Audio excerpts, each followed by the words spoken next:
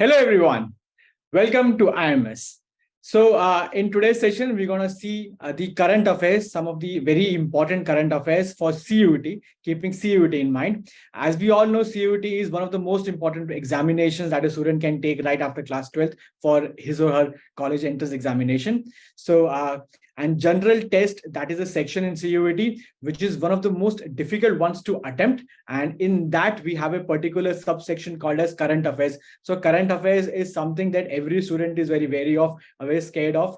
To ease your tension, we got you covered. So in many parts, we are going to bring you the most important current affairs. And to begin with that, the first session is today. So CUET specific 20 current affairs questions. So without any further ado, let's just jump right into the session. So now I'm going to present you some questions. So we'll see question number one and followed by some options. So here on the screen, you can see that. The first question is, for sharing of knowledge and innovative best practices, Dash has launched a knowledge sharing platform. So to tell me, so these are the four options. So it's a knowledge sharing platform wherein the government of India, one of its departments is calling on the experts in different industries to pitch in, to chip in, and to give important, valuable advice to the projects going on undertaken by the department. So which of the following is the correct answer? The correct answer is option A, NHAI, that is National Highways Authority of India. So what is exactly is going on? Again, so you can see the picture here. This is the explanation now. The Ministry of Road Transport and Highways is launching many projects across India, building new highways, expressways, all right, connecting India's distant parts are being connected now. So the NHI is calling upon experts from different arenas and areas to come and give advice on road design, safety, construction, environmental sustainability, and other related areas. Okay, so very noble and very innovative, very interesting thought take on this. All right, so let's jump to the next question.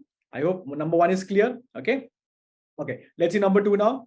Okay, so number two is, in the latest release ranking, India has emerged as the world's largest producer of crude steel. Okay, so India is growing, India is moving forward by leaps and bounds. So what is the current ranking of India in terms of the largest producer of crude steel?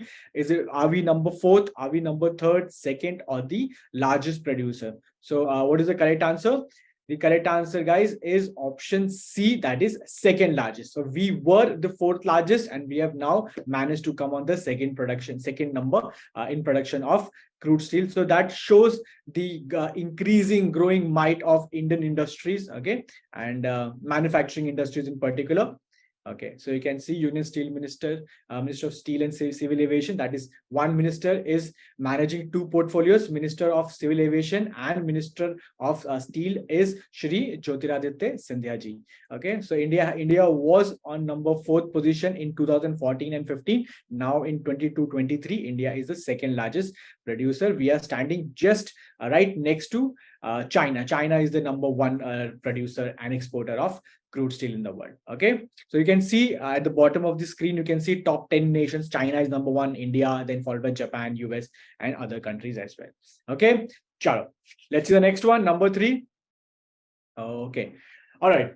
So the third question reads, an agreement has been reached between the Universal Postal Union, UPU, to establish a regional office in India.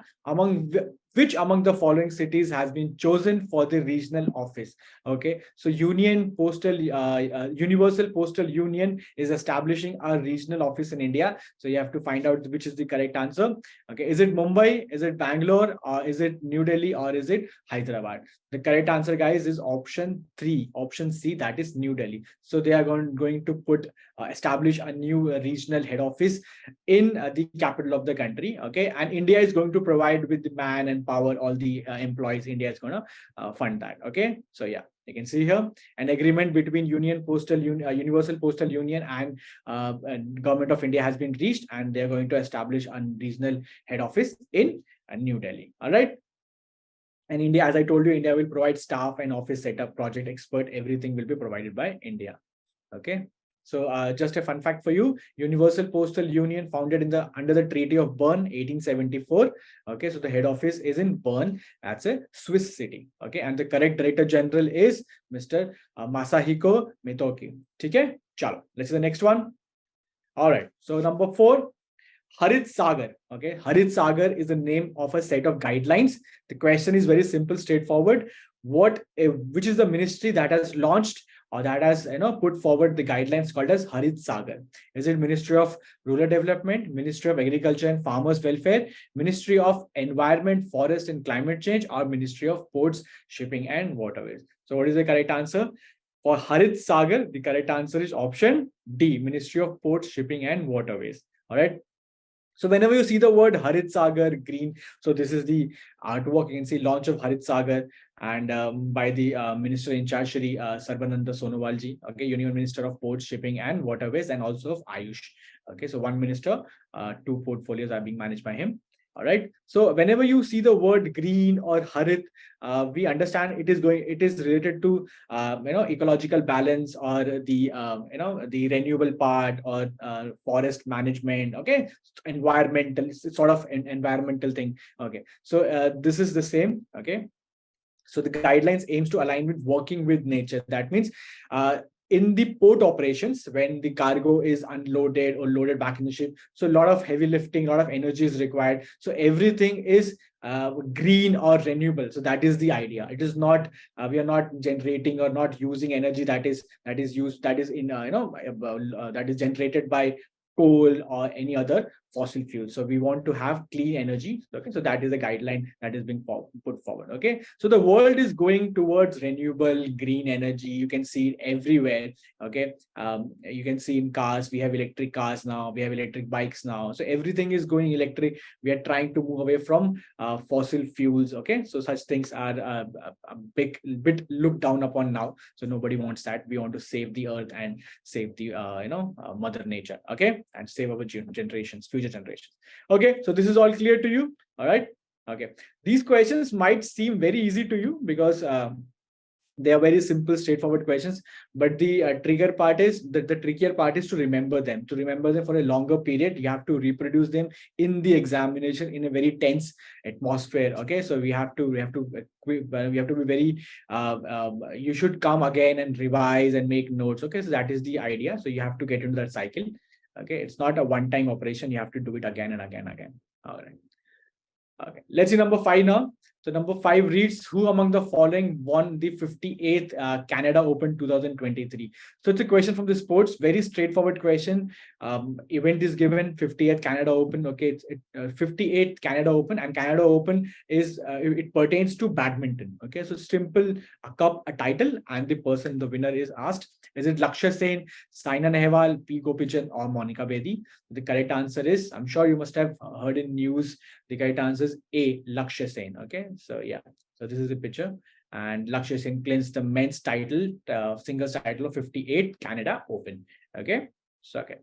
So let's quickly, again, just to reiterate, the name seems very simple to remember, but the idea is to remember it for a longer duration. So you have CUET examination next year, probably in the month of May or June. Okay, so you have to be able to remember it at that time. Okay, so these names are very easy, but you have to get into that groove. You have to revise, you have to make notes, and then you have to speak with your teachers and everything. Okay, so you have to get in that cycle. Okay, let's see number 6 now. The question 6 reads, dash, the name of a country is required here. Which is the country that has declared national emergency due to spike in Guillain-Barré syndrome cases? So it's a neurological disease. It's a neurological disease, and all the countries you can see are from the southern hemisphere, and from talking about the South America in particular. So all the countries are from South America. So it's a South American country. And what is the correct answer? So the correct answer is option C, Peru. So option C is Peru. So you can see Peru declares national emergency due to spike in Guillain-Barré syndrome cases. Okay. So earlier also we used to see some disease breaking out in some country. We had MERS, or we had SARS, or we had anthrax attack, or we had Ebola. So those, or Zika virus attack. So those diseases usually were concentrated in one particular country. But when we also, the advent of COVID was something that the entire entire world was engulfed with. Okay, so now every disease is very taken very seriously by everyone. Okay, so yeah, so this is the condition of Peru. So I would request you to write in the comment section of this video the capital of Peru. Okay, so this is my question to you. The capital of Peru, kindly mention in the comment section. All right. Okay. So this is the homework for you. Okay. Okay. Next one. Let's see. Now, next one. Number 7. Number 7 is here. Number 7 is, according to reports by Goldman Sachs, India to surpass US and become the second largest economy by. All right. So India is, as I told you in the second question, that India is going leaps and bounds. It is going by leaps and bounds. So we are on that economic rise in the world, and everybody is looking at India. People are saying the 21st century belongs to India. This is India's moment, so to speak. So Goldman Sachs also is a very reputed US firm, and they have projected India to become the world's second largest economy. So it would be achieved by India around what year? In which year? 2040 AD, 50 AD, 75, or the year 3000? Okay, so that is these are the options. So what would be the correct answer? The correct answer is option C, 2075 to 2075. So if I were to ask you, what is the current standing of the countries with the highest GDPs? So I can tell you number one is US, number 2 is China, number 3 is Japan, and number 4 and 5. So number 4 and 5, kindly comment in the comment section. Okay, so number 1 is US, number 2 is China, number 3 is Japan. Kindly mention 4 and 5 in the comment section of this video. Okay, so this is a little homework for you. Okay, so yeah, India is in top 5. Okay, so that is my hint to you. India is in top 5. So I have to mention either India is 4th or 5th. Okay.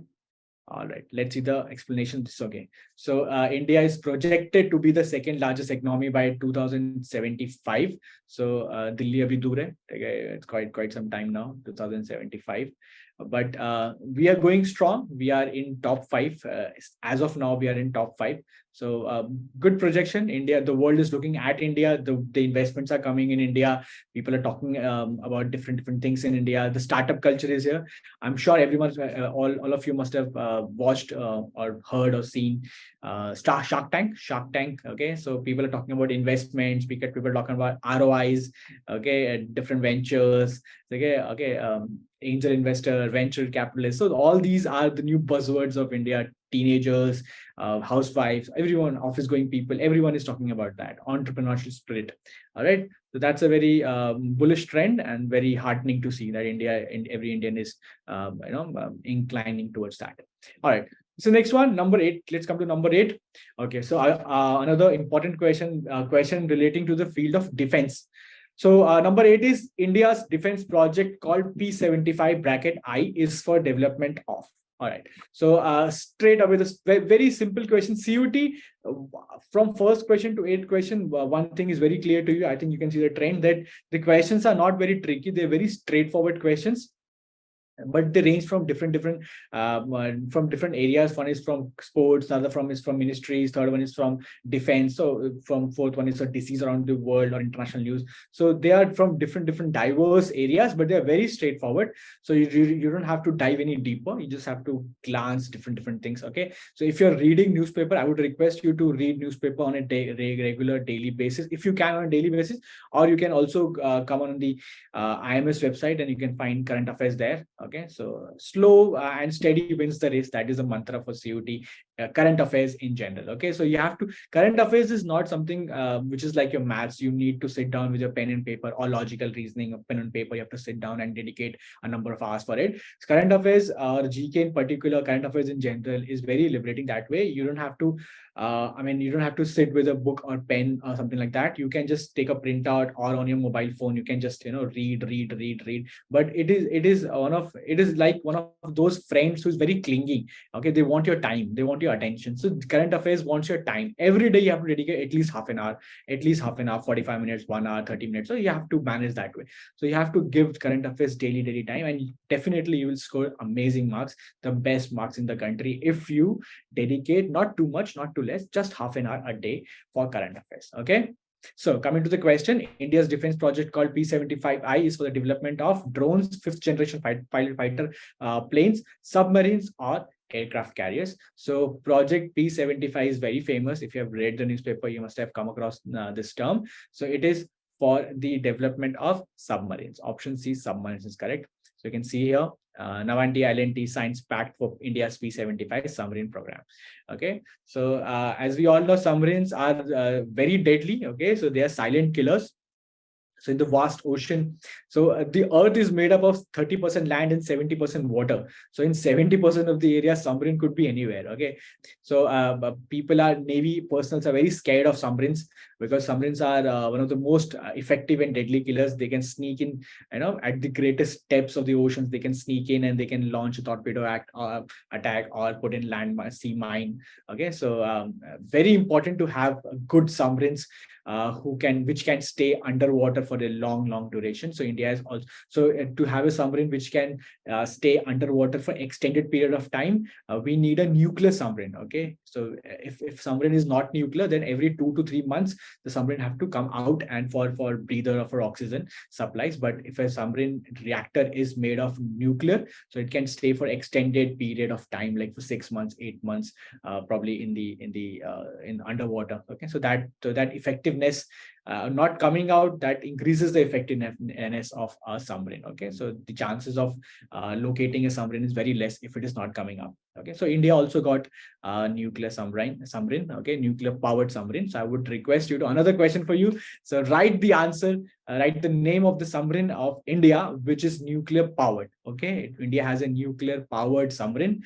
Not a lot of countries own, they have submarines, and also not a lot of countries can boast of having a nuclear power submarine. India is one of those countries, so we have a nuclear powered submarine. I would request you to write the answer, the name of the nuclear powered submarine, in the comment section. All right, chalo. It's the next one now.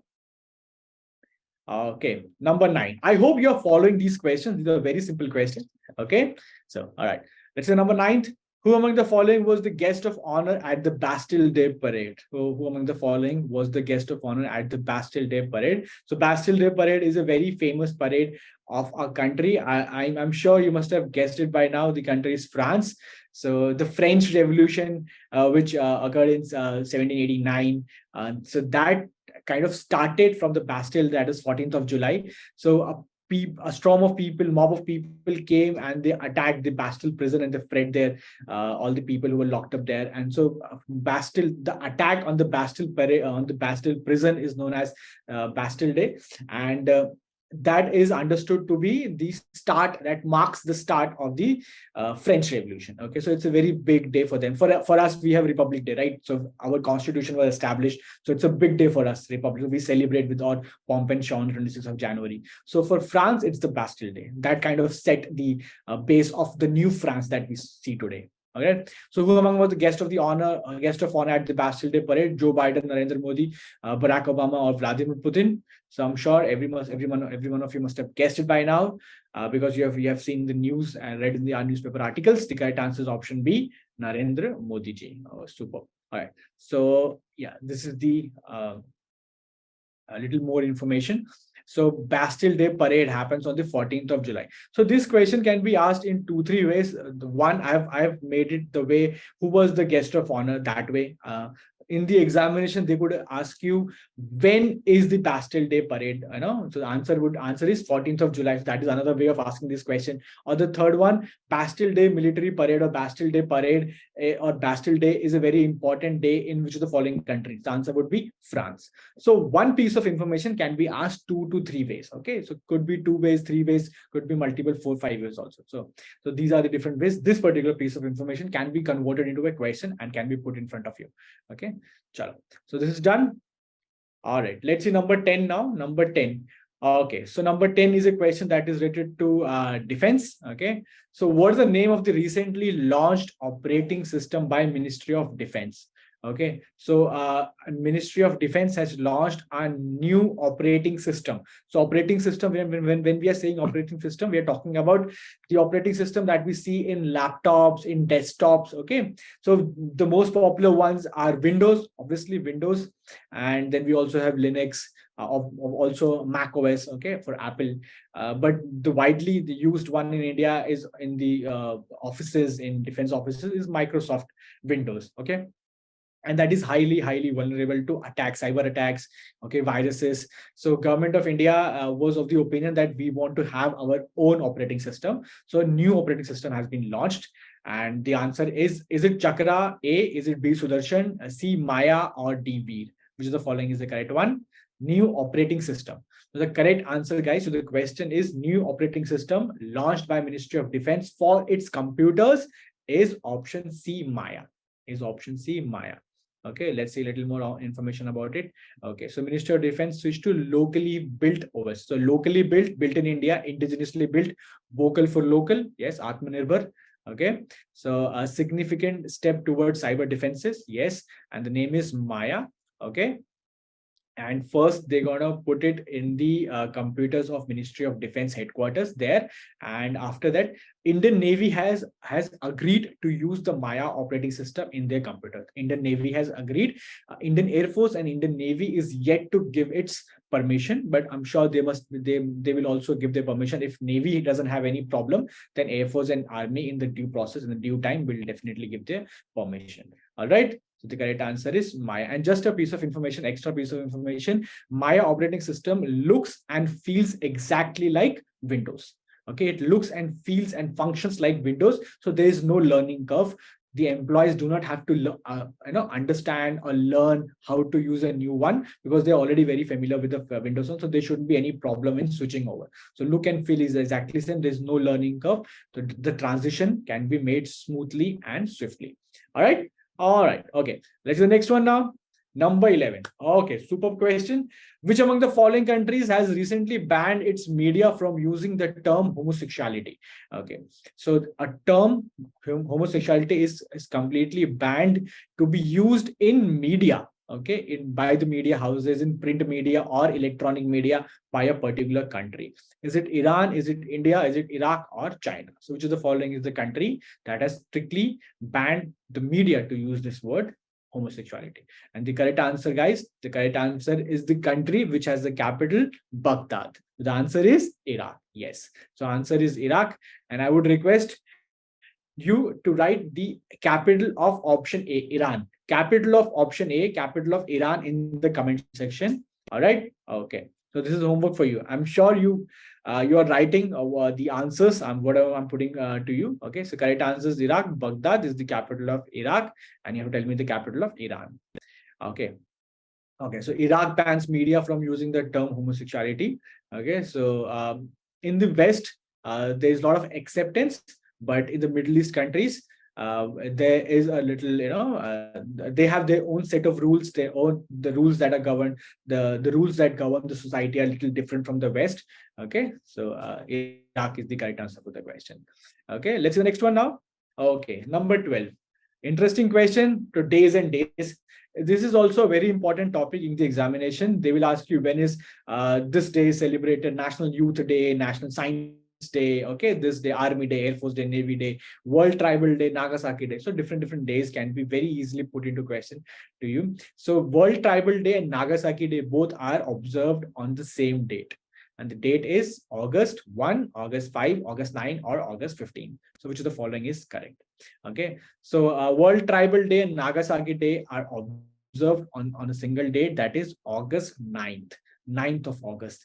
In Nagasaki Day, that means the atomic bomb, okay, the atomic bomb Fat Man. The bomb that was dropped on Nagasaki was called Fat Man. So it was dropped on August 9th. And August 6th, on 6th of August, atomic bomb was dropped on Hiroshima. It was called Little Boy. So Little Boy Hiroshima, Fat Man Nagasaki. Hiroshima 6th August, Nagasaki 9th August. So 6th August Hiroshima Day, 9th August Nagasaki Day.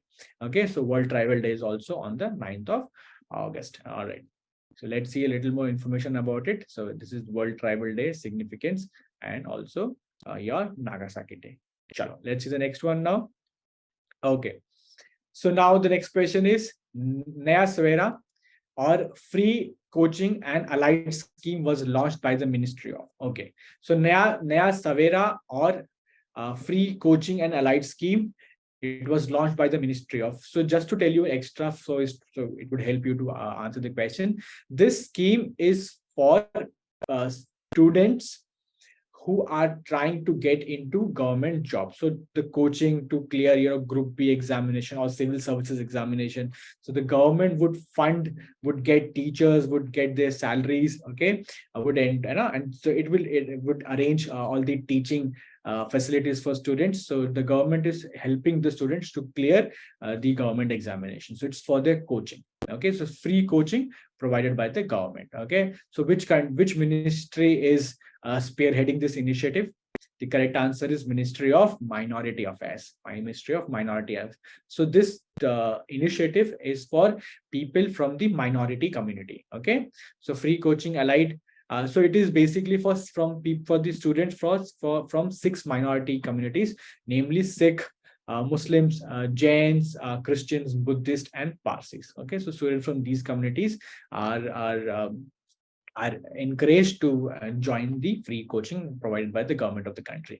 Okay, and kindly tell me the Minister for Minority Affairs. This is another question for you to comment in the chat, and to write in the comment section. Tell me the Minister of Minority Affairs. Okay, tell me the Minister of Minority Affairs. Okay. Okay, next question to you. So next question is, the state of Kerala has launched a scheme called Shubh Yatra. Okay, it is intended for. So Shubh Yatra is the name of the scheme that is launched by the state of Kerala, that is given in the question to you. It is intended for. So is it for students? Is it for pilgrims? Is it for overseas immigrants, or none of the above? So now you understand Shubh Yatra means happy journey. So it's for someone who are leaving. So okay, so most probably all of you or many of you would go with option B, pilgrims. That is my gut feeling. But the correct answer is option C, that is overseas immigrants. Okay, so it's kind of tricky. Okay, but now you know it, that Shubh Yatra is a scheme launched by state of Kerala, and it is for overseas immigrants. So one thing is very clear to everyone, that India is the largest population of the world. That is, we we achieved that milestone, so to speak, the milestone in the month of April this year. So we have a lot of population, a lot of educated ones, and the government is doing its utmost. It is providing the maximum jobs. The private sector is also doing its utmost, providing the maximum jobs. But still, many youth who are well qualified do not find proper jobs. So government of Kerala is helping them to emigrate to different countries, and would help them to get job there, and also giving financial assistance of rupees 2 lakh. It also providing an financial assistance of rupees 2 lakh to them. Okay, and tax holiday for 6 months. Okay, so government is doing their bit. Government is like, you want to go abroad, we will help you go there, earn money, and also send it back to the country, to the people. And just to tell you something extra, that India is the country with the highest remittance in the world. India is number 1. Remittance means when people go outside, they work. Okay, so whatever they are earning, let's just, they are earning 1 lakh a month. So they are sending, let's just say, 60,000-70,000 back home to their parents or their kids, their wives. They're sending that money back. So that money that India gets, and it's always in US dollars. So when India gets that money back, okay, so that is called remittance. That is called remittance. So India receives the highest remittance in the world. So that is also a way to get more and more foreign exchange, US dollars. Okay. Okay. So immigrants, they're also working for the development and progress of the country. Okay, so government of Kerala has initiated this scheme. All right, I think it is clear to you. So as of now, you must have understood that questions are very simple, very straightforward. It's just that you have to know them. So in current affairs, I tell this one thing to everyone. There's a one statement. One statement defines current affairs beautifully. And the statement is, if you know it, you know it. If you don't, you don't. Aata hai to aata hai, nahi aata to nahi aata. Okay, so and the questions are, the knowledge or the information is very simple. It's not like your maths formulas. You have to understand how the formulas come, or you have to understand some different things about maths or logical reasoning. What is the sequence? A lot of practice. No, it's just you know it. Okay, so if you know it, you know it. You do it. You see the question, Shubh Yatra, you know it's Kerala, it's for immigrant. You just go through the option. You skip through the option D is the correct one. Just tick it and go. Go to the next question. So it's gonna hardly take you less than 5 to 10 seconds. That's it. So that is the power of current affairs. It can fetch you the maximum marks, but also if you have not practice it properly, it will, it'll be a headache. It'll be a migraine. All right. Let's see. Let's quickly. So do not worry. This is the first sequence. This is the first series in the sequence. We're gonna get many more CUT specific current affairs and other questions, other series as well. So I'm gonna get you a lot of things. So this is in the month of August 2023. In many months, we're gonna get some more little extra, information and all these practice questions in due time. All right. Let's see the next one. Okay. So this is the 15th one. The 15th question is Kiwi. Kiwi, the name is given. Kiwi, a fintech company. So what is Kiwi? Kiwi is a fintech company. The Kiwi is also a fruit, extinct animal also. So Kiwi, a fintech company, recently partnered with which among the following to launch a credit card? Okay, so credit card is launched by Kiwi, a newly launched fintech company. So in the fintech space in India is growing. Okay, the fintech space, the edtech space. Okay, they are going. It's very heartening to see, startups coming in. So another startup. So it has launched a credit card with the help of which of the following established banks? Okay, is it SBI, ICICI, Axis, or none of the above? Okay, so the correct answer, guys, is option C, Axis Bank. The correct answer is Axis Bank.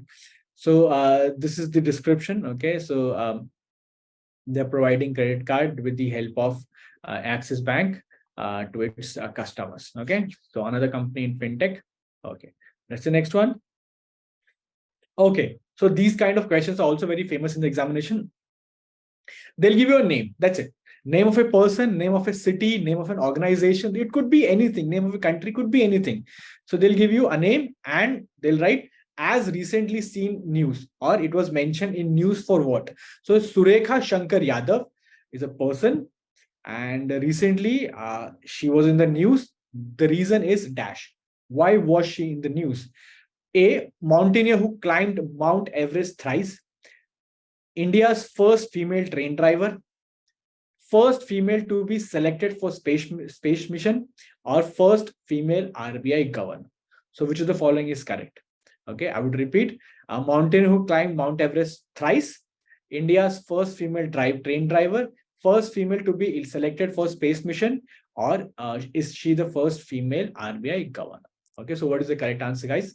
The correct answer is option B, which is India's first female train driver. Okay, and mountaineer who climbed Everest, Bichendri Pal was the first female Indian who to climb Mount Everest in 1984, and Santosh Yadav was the female mountaineer to climb the Mount Everest twice. Okay, Indian mountaineer to climb it twice. Okay, so just an extra piece of information for you. Okay, so in current affairs in GK, the more you know, the better it is. Okay. Okay, so this is the person. She is Surekha Shankar Yadav, and she's the first lady loco pilot. So train driver is the term is called loco pilot. So she's the first lady loco pilot, and shattering stereotypes and making history, of course. And which is the train? The train is Vande Bharat Express. So she is the loco pilot for Vande Bharat Express. So that is a big achievement. Mumbai to Lucknow 2021. Okay, she did that. Okay. Okay, and so in 2021 she was the one who drove a train with all women crew, and in 2023 she became the first female loco pilot for Vande Bharat. Okay, and Vande Bharat, just to tell you, Vande Bharat, the former name of Vande Bharat was Train 18. Okay, Train 18 or Train 18. So initial name was Train 18. Later it was converted to Vande Bharat. Why? Because the train is solely designed in India by Indian engineers and technicians, and it is indigenously built. So just to pay homage to the Indian technology and Indian efforts, okay, so the name has been changed to Vande Bharat. So Vande Bharat train, extra piece of information again for you. Vande Bharat train are engine-less trains. Okay, so the engine is not like a regular train. There's a big engine in front of the train, which is pulling the entire bogies, but it's more integrated inside the train. Okay, so integrated, so engine-less and also the train that is completely indigenously built in India. Okay, so that is the feature. That is the feature of two important features of Vande Bharat train. Okay, so that might be also that might also come in the examination. Okay, okay, okay. Let's see the next one. Okay, number 17.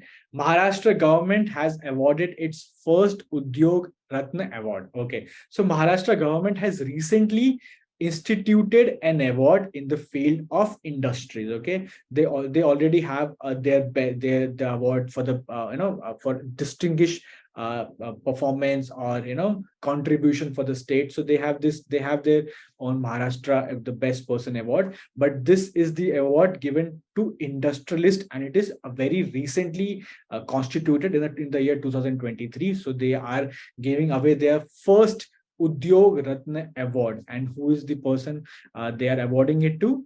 And the correct answer is option D, Ratan Tata. So Ratan Tata ji is going to receive the first Udyog Ratna award, very recently, newly constituted by the government of Maharashtra. Okay, so who doesn't know about Ratan Tata ji? Okay, so the man does not need any introduction. Okay, so Maharashtra Bhushan Award is the highest state award of Maharashtra. Okay, Maharashtra Bhushan Award, and this is Udyog Ratna Award. Okay, number 18. Let's see number 18. Number 18 is, which among the following has launched India's first eco-friendly debit card? Okay, so we saw this question. Remember, Sarbadan Sonowal shipping green energy, Harit Sagar guidelines, that question. So Harit Sagar guideline was again for renewable energy, for green energy, okay, for the protection of planet. Again, similar question. First eco-friendly debit card, again for the protection of environment and planet. So first eco-friendly debit card is launched by, is it A, Airtel Payments Bank, B, ICICI Bank, C, Bandhan Bank, or D, IDFC Bank? So the correct answer, India's first eco-friendly debit card is launched by option A, Airtel Payments Bank. So which bank? Airtel Payments Bank.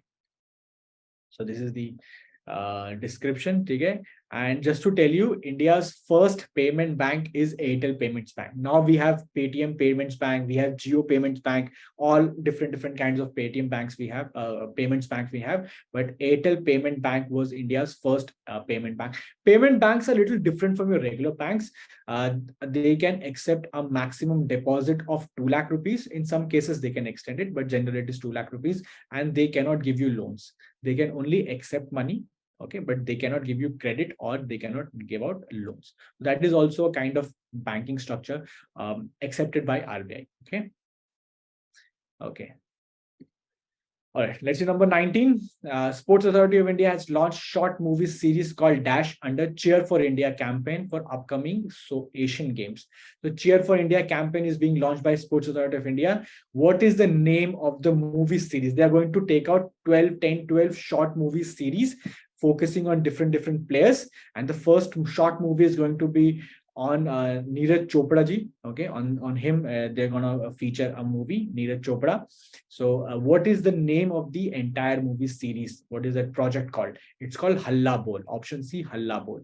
So Halla Bol is the campaign under which the SAIS, Sports Authority of India, is going to release 12 short films focusing on different athletes, their struggle story, their rags to riches story, and their performance story, that would also encourage the youngsters to take up different sports.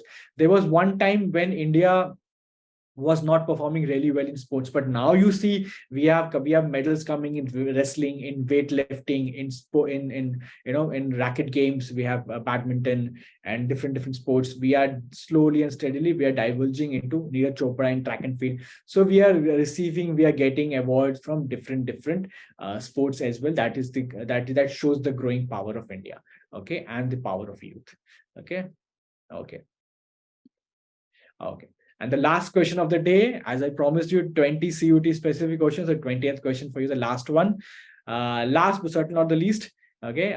What is the name of the autonomous underwater vehicle for mine detection launched by India? So India has launched underwater vehicle, okay, for mine detection. And is it called Nirakshi, B, Minakshi, C, Matsya, or D, Jalaj? So which is the following is the correct one? The correct answer for autonomous underwater vehicle is option A, Nirakshi. Okay, so let me give you some extra information here. Okay, so this is what the vehicle looks like. Okay, and Nirakshi is being built with the help of Garden Reach Shipbuilders, Kolkata based. Okay, and so this is this is an autonomous underwater vehicle designed to detect mines, and it is first of its kind to be launched in India. Okay, so we're growing threat from China and from other neighbors, so the time is not very amazing to have good neighboring relations. So there might be some problems. So India is getting geared up, and such kind of security threats are always there. So we need some devices like this. Okay, so the answer is Nirakshi. So guys, I hope you enjoyed. Okay, and the question that I asked you during this class, I hope that you are also mentioning them, that you will mention them in the comment section. Okay, so this, as I promised you, this was the first series, many more to come. So I'm gonna get some more series, some more sessions on CUT specific, 20 specific questions for current affairs questions for CUT. I hope you had a good time. I hope you learned something new. Keep watching this space. Thank you.